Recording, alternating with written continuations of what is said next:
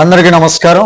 ఇప్పుడు ఆంధ్రప్రదేశ్ రాజకీయాల్లో మళ్ళీ ఒక చర్చ అయితే మారుమోగుతుందండి. అదే ఆంధ్రప్రదేశ్ రాష్ట్ర రాజధాని అమరావతి. ఈ చర్చ అయితే మారుమోగిపోతూ ఉంది. అమరావతి వద్దు అన్న సందేశం మళ్ళీ బయటకు వచ్చిందండి. అది కూడా నేరుగా కాదు, సజ్జల రామకృష్ణారెడ్డి గారి నోటి ద్వారా. ఇక్కడే అసలు రాజకీయ ట్విస్ట్ మొదలవుతూ ఉంది. మనందరం గమనించినట్లయితే ప్రస్తుతం అసెంబ్లీలో ఒక కీలక నిర్ణయం తీసుకోవాలి అని ఆలోచిస్తూ ఉన్నారు. రేపు 28వ తారీఖు ఒక ప్రత్యేక సమావేశం ఏర్పాటు చేసి అమరావతికి సంబంధించినటువంటి తీర్మానం చేయాలి అన్న ఉద్దేశంతో ఆలోచనలు జరుగుతున్నాయి. అది కన్ఫర్మ్ కూడా అయిపోయింది.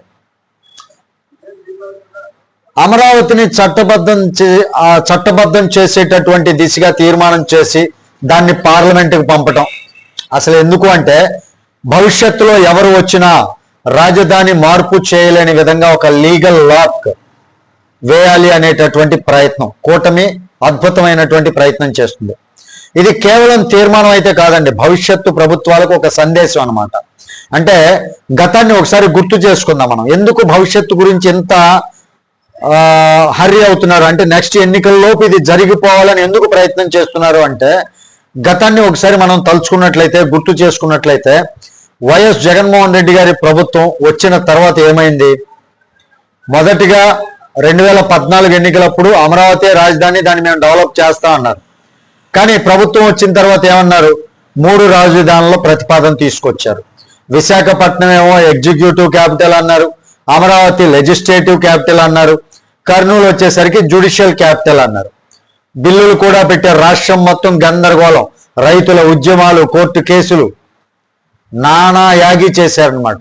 చివరికి సిఆర్డిఏ రద్దు బిల్లు, 3 రాజధానుల బిల్లు 2 వెనక్కి తీసుకున్నారు. వెనక్కి తీసుకోవటం అంటే ఆలోచన పూర్తిగా వదిలేశారా అంటే, వదిలేశారు అనేది కన్ఫర్మ్ చేయలేం, వదిలేయలేదు అని చెప్పలేం. అక్కడ కూడా ఒక అనుమానం మొదలైందండి. ఇప్పుడు సజ్జల గారి మాటలో సోషల్ మీడియాలో వైరల్ అవుతున్నాయి. అసెంబ్లీలో తీర్మానం అవసరమా, మండలిలో కూడా చర్చ పెట్టాలి కదా.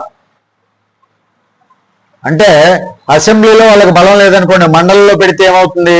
వీళ్ళకి కొంత బలం ఉంది, సంఖ్యాబలం. అక్కడ వాళ్ళు అడ్డుకునేటటువంటి పరిస్థితి ఉంటుంది. గతంలో మండలిలో వీళ్ళు 3 రాజధానుల బిల్లు ఏర్పాటు చేసినప్పుడు, వైఎస్ఆర్సీపీ వాళ్ళు 3 రాజధానుల బిల్లు ఏర్పాటు చేశారు. అప్పుడు కూటమి ప్రభుత్వానికి, అంటే అప్పటి తెలుగుదేశం ప్రభుత్వానికి సంఖ్యాబలం ఎక్కువ ఉంది మండలిలో. కాబట్టి ఆ బిల్లుని ముందుకు సాగనివ్వకుండా అడ్డుకోవటం జరిగింది. ఇక్కడ కూడా అడ్డుకోవాలనేటటువంటి ప్రయత్నంగానే అన్నట్లుగానే అన్నారండి సజ్జల రామకృష్ణారెడ్డి గారు. అసెంబ్లీలో తీర్మానం అవసరమా, మండలిలో కూడా చర్చ పెట్టాలి కదా అని. ఈ ప్రశ్న సాధారణం అయితే కాదండి, జనాల్లో ఒక కన్ఫ్యూజన్ ఏర్పాటు చేయటం కోసం.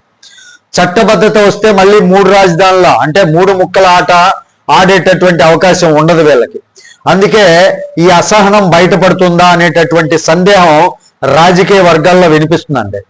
గతంలో అమరావతి గురించి ఎలా మాట్లాడారు, అమరావతి చుట్టుపక్కల ఆరోపణలు ఎన్ని చేశారు, వింత వింత వ్యాఖ్యలు చేశారు, ప్రజల్లో భయం కలిగించేలా ప్రచారం కూడా చేశారు.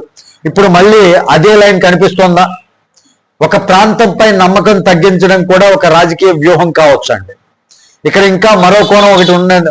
మరో కోణం మనం చూసినట్లయితే, అమరావతిలో జరిగినటువంటి పైప్ లైన్ అగ్ని ప్రమాదాలు కావచ్చు, సీసీ కెమెరాలు లేకపోవడం, సెక్యూరిటీ సందేహాలు, ఇవన్నీ అధికారికంగా నిరూపితమైనటువంటి విషయాలు కాకపోయినా ప్రజల్లో అనుమానం పెంచుతున్నాయండి. అభివృద్ధి వేగం పెరిగినప్పుడు ఇలాంటి ఘటనలు రావడం రాజకీయంగా పెద్ద చర్చకైతే దారితీస్తుంది. ఇక్కడ అసలు ప్రశ్న ఏంటంటే, ఈ తీర్మానం ఎందుకు అంత కీలకం? రాజకీయ నిర్ణయం అనుకోండి, మార్చుకోవచ్చు. చట్టబద్ధం చేస్తే, చట్టబద్ధ బలం ఏర్పాటు చేస్తే మార్చడం చాలా కష్టం. అందుకే ఇప్పుడు ఈ ప్రయత్నం అన్నమాట. ఇక్కడ ప్రజల్లో బలపడుతున్నటువంటి అభిప్రాయం ఏంటంటే, మళ్ళీ జగన్ వస్తాడా రాడా అనేది పక్కన పెడితే మనం ఏమీ అనాలిసిస్ చేయలేం. వస్తాడా రాడా అనేది జనం నిర్ణయం అనమాట. అది నేను చెప్పినా రాడు అని నేను చెప్పినంత మాత్రం రాకుండా పోడు, వస్తాడని చెప్పినంత మాత్రాన వచ్చే అవకాశం ఉంటుందని నేను చెప్పటం కాదు. ఒకవేళ మళ్ళీ జగన్ వస్తే అమరావతి స్థిర రాజధానిగా ఉండదా అనేటటువంటి అనుమానం, ఈ సందేహానికి సమాధానం ఇవ్వడానికే ఈ తీర్మానం అని కొందరు భావిస్తున్నారండి. ఇది కేవలం రాజధాని విషయం కాదండి, ఇది స్థిరత్వం, మరియు మార్పు అనేటటువంటి రాజకీయ పోరాటం.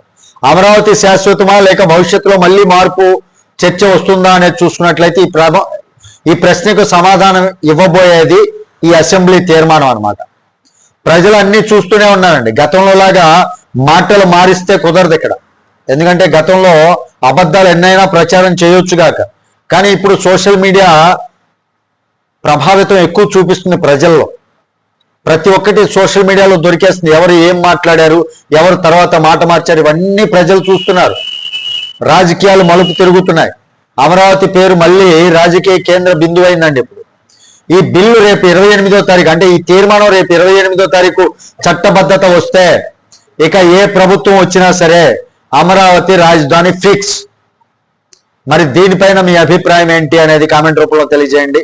వీడియో నచ్చితే లైక్ చేయండి, ఛానల్కి సబ్స్క్రైబ్ చేసుకున్నాను కొంచెం సపోర్ట్ చేయండి. Thank you. జై హింద్.